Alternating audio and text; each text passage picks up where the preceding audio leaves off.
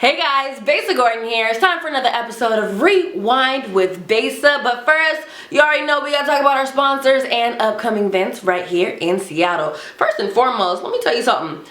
I actually pulled up to Market Street Shoes before I went down to Vegas. If you follow me on Instagram at Besa Gordon, you know that I was in Vegas last weekend. Got some shoes, got a new water bottle, got some new sunglasses. Child, I even got a new little purse from Market Street Shoes, okay? Make sure you pull up to Market Street Shoes. Trust and believe you will not be disappointed. And other things that's happening locally, we have Jasmine Sullivan. She's in town tonight. Issa Rae is actually also going to be in town, I want to say in April. And when it comes to our good friends over at Pier 62, well, they actually have a whole lot of events coming up in March. Definitely pull up over there. There's like there's a good 7 or 8 events happening in March at Pier 62, and I'm pretty sure you're not going to want to miss any of them. I tried to make sure that I gave you a little screenshot of what is going down so that way you guys know what's coming up. In terms of the rewind, I don't know about all the other counties, but I know King County is lifting a lot of their COVID-19 restrictions, okay? So check that out. Make sure that you tap in with your area to see if you're still going to need a mask in your area, to see if you're still going to need to be vaccinated, to go to different bars. But I know a lot of spots in Seattle, yeah, that's going to be a non-factor very, very soon. The main reason for this is because a lot of people within Seattle, I want to say about 87% of King County to be exact, is finally vaccinated, which is why they are able to lift a lot of the restrictions. And other vaccine restriction news, it looks like Coachella has also decided to do the same. Look, they're basically saying a lot of people are vaccinated and less people are getting sick now, so they're not going to require people to be masked, they're not going to require for you to be vaccinated, and they're also not going to require a negative COVID-19 test to pull up to Coachella. In music news, looks like Saweetie decided to drop a song with singer Her. The song is called Closer, and it's actually really, really cute. The song is a little bit more on the pop side, and I think that's kind of where Saweetie needs to go.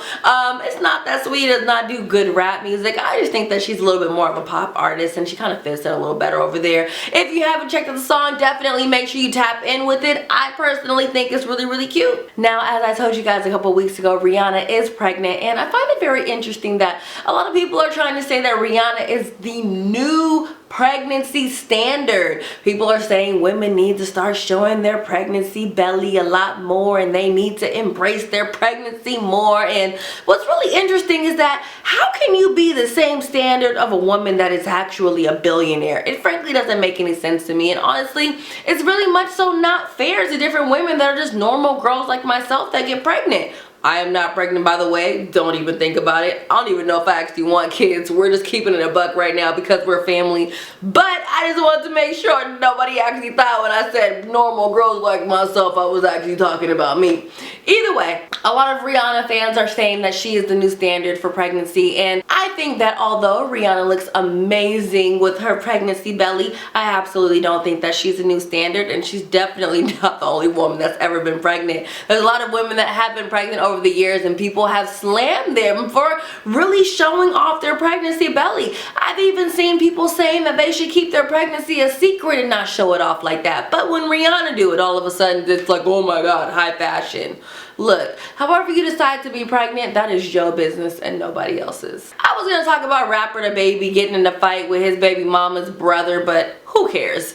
In great news, we have a freaking documentary by Kanye West. It is called Jeen-yuhs, and I did talk about this a couple weeks ago, and I started watching it. Haven't finished it yet, but what I have watched is so inspirational. I could have easily come on here and talked to you guys about the different drama that Kanye West has going on with Kim Kardashian, but frankly, I don't care, and I know that you don't care. What I love about Jeen-yuhs is that this documentary shows the very, very beginning moments of Kanye West, shows the moments when he first started, shows the moments when he wasn't even able to get signed by Roc Nation or Rockefeller, one of the two. Either way, he was trying to get a rap deal and nobody was trying to sign him because he was such a producer at the time. Nobody believed in him. And once he started getting a little momentum, he actually said something that I think is going to live with me for a minute. He said, I might be living your American dream, but I'm nowhere near where my dream is.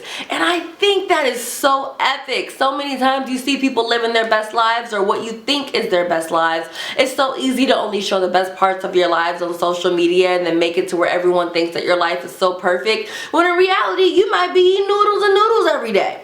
I don't know. We don't know. Nobody knows. We only know what people show on social media. So for him back then, when he was just getting started, to one, be actually recording this documentary, and he really was, I'm not saying he was a nobody back then, but he definitely wasn't Kanye that he is right now. He knew, and he literally manifested who he is and where he is at today. And I think that is so inspirational. And at the end of the day, look, if you're living your best life, if you're doing what you love, if you're doing what you feel you need to be for the rest of your life, why not start recording your documentary? I know some people might be like, oh my God, that's so cocky of you to start recording a documentary before you even get where you're trying to be at, but who cares? At the end of the day, you're doing nothing but manifesting your future and making it a reality sooner than later. With that being said, that's really all I have for this week's Rewind with Besa. Aside from the fact that the Super Bowl was pretty dope, we had Dr. Dre, we had Mary J. Blige, we had Eminem, we had Kendrick Lamar, we had Snoop Dogg. I frankly think it was way too many goddamn people on that stage. I don't care what anyone says. Yes, it was a great moment for the West Coast, but I definitely think the show could have been done a little bit better to where everybody didn't really only have a minute and a half to be on the damn stage. I'm just saying. It was a smidget underwhelming, but I did enjoy it, alright? So, with that being said, that's all I got for you on this week's Rewind with Besa. Until next week, you already know, keep up with me on social media at Besa Gordon. Also, listen to me weekdays on Q93.3, 10 a.m. to 3 p.m. And literally live your best life, you guys. Don't worry about what the next person is saying or what they're doing. Worry about what matters to you. Anywho, until next time, I'll bet you guys have an amazing rest of your day.